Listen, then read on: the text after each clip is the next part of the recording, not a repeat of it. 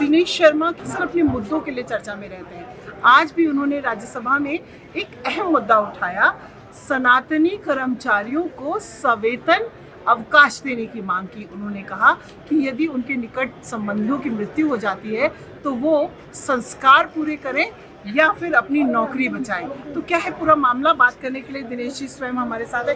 दिनेश शर्मा जी, आपके इस मुद्दे को 9 सांसदों ने पहले ही उसमें समर्थन भी दिया, क्या था पूरा मुद्दा? देखिए, हमारे वहाँ जो परंपराएं हैं वही भारतीय संस्कृति का आधार है।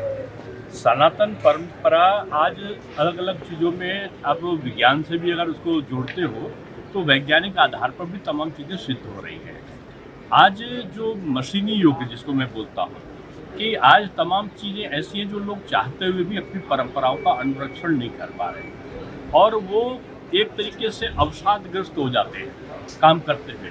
और जो एमएनसी हैं, आज जो डिजिटलाइजेशन का सिस्टम हुआ, ऑनलाइन काम करने का, 24 घंटे काम करने की जो प्रवृत्ति है, वो आज के युवाओं में पुरानी पीढ़ियों के जो संस्कार हैं उनका पालन ना कर पाने का एक कारण या बाधा बन रहा है। मैंने जो आज रखा है कि सनातन परंपरा की रक्षा के लिए जो कर्मचारी हैं, जैसे हमारे वेदों में दिया है, चाहे ऋग्वेद हो, चाहे अर्थवेद हो, चाहे आप और देखो कि जो हमारे वहाँ पढ़ाते हैं गरुड़ पुराण में, उसमें अलग अलग जगहों पर कहीं जात वेदक का उल्लेख है, कहीं क्रियाकर्म किस प्रकार से अपने पितरों की करनी है, उन तक एक संतुष्टि का भाव कैसे होगा।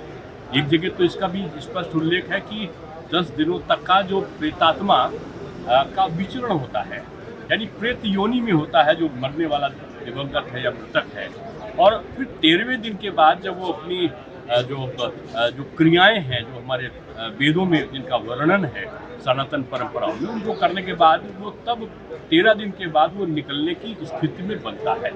आज एमएनसी में या सरकारी जगहों पर भी ये इस प्रकार की सवेतनिक जो अवकाश का प्रावधान नहीं है।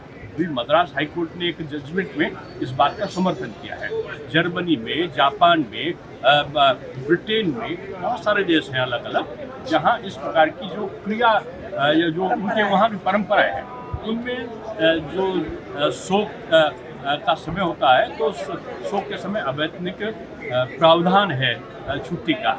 हमारे वहाँ इस बारे में जो पहले से ही 5वीं जो संसदीय वेतन समिति बनी थी, उसने अपनी रिपोर्ट में आइटम नंबर 93 में इस प्रकार के शोक के अवसर पर जो सवेतनिक अवकाश की बात कही थी। यानी संसदीय कमेटी ने भी रिकमेंड किया, उसके बावजूद लागू क्यों नहीं हुआ? अभी तक लागू नहीं है। तो इससे क्या होता है कि जिनके मानो पिता की मृत्यु हुई, माता की मृत्यु हुई, अब वो क्रिया पे बैठने की जगह आते हैं और 2 दिन में उनका सारा संस्कार की 2 दिन से 3 दिन से ऊपर छुट्टी नहीं है करके वो वापस भाग जाते हैं। उनको चुनना होता है एक तरफ माता पिता के प्रति कर्तव्यों का निर्वहन का भाव, या दूसरी तरफ नौकरी की स्थायित्व का भाव कि नौकरी हो पाएगी कि नहीं हो पाएगी। इस उलझन में वो अवसादग्रस्त हो जाते हैं। एक आकलन भी आया था अभी हार्वर्ड बिजनेस रिव्यू की कमेटी का कि 50% तक कम उत्पादक हो जाता है जो अपने प्रियजनों के उसमें सम्मिलित नहीं हो पाता या काम नहीं कर पाता। तो यानी किसी अगर अपनी की मृत्यु हो जाती है तो हम वैसे ही अवसाद में होते हैं। ऐसे में 2 या 3 दिन का संस्कार जो है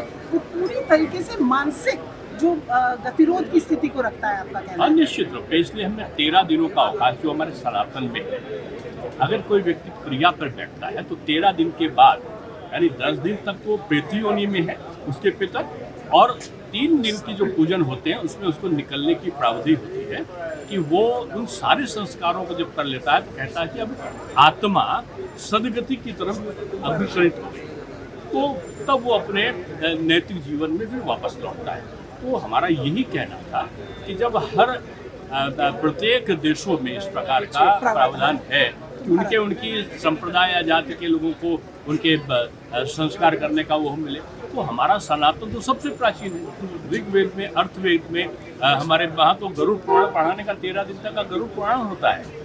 तो और आपने संविधान का भी जिक्र किया था अपनी चर्चा में। निश्चित रूप से ये संवैधानिक व्यवस्था है और हमारे संविधान के अनुच्छेद 25 में इसके तहत ये मौलिक अधिकारों की श्रेणी में आया है। और मद्रास हाई कोर्ट ने भी इस संविधान के अनुच्छेद 25 के अंतर्गत ही ये निर्णय दिया है कि माता पिता के संस्कार करना ये एक मौलिक अधिकार है। माता पिता का संस्कार करना जी। ये और इसलिए भी है कि आप एक कैदी को पैरोल देते हैं कि आके संस्कार करिए, तो एक जो जिम्मेदार से काम कर रहा है कर्मचारी या तो उसके लिए भी अवकाश होना चाहिए। मेरा यही कहना था कि हम पुरानी परंपराओं का अनुसरण कर रहे हैं, लेकिन उनको करने का हम अवसर नहीं दे रहे हैं। हम व्यक्ति हैं, समाज में जीने का अधिकार हमको है। अपनी परंपराओं को एक व्यक्ति करता है तो उसकी अगली पीढ़ी इसको आत्मसात करती है। अगर हम इसको समाप्त कर देंगे तो हमारी अगली पीढ़ी तो बिल्कुल ही भूल जाएगी सारे रिश्ते, सारे संबंध, और जो पितृ ऋण का, मातृ ऋण का, तमाम इस प्रकार की चीज़ों का उल्लेख है, ये का हास्य का पात्र बन जाएंगे। इसलिए हमारी जो सनातन परंपराएं हैं उनके अंतर्गत इस प्रकार की चीज़ों का प्रावधान हमें संविधान भी देता है, हमें संसदीय कमेटी की संस्तुति भी है। इसलिए मैंने कहा है कि इसको जो ईएल है या सीएल है उसके आधार पर नहीं दिया जा सकता। इसको कोई भी भारतीय अपने धर्म का पालन, आजीविका और धर्म के पालन के बीच में अगर सवैतनिक अवकाश है तो इसको वो कर ले, और ये सवैतनिक अवकाश हो, ये सीएल या अर्जित अवकाश की तरह ना हो। तो ये सीएल और अर्जित अवकाश की बजाय सवैतनिक हो, जिससे कि हम अपने प्रियजन के मृत्यु संस्कार को भी ठीक से अंजाम दे सके। अमर उजाला से बात करने के लिए आपको बहुत बहुत आभार।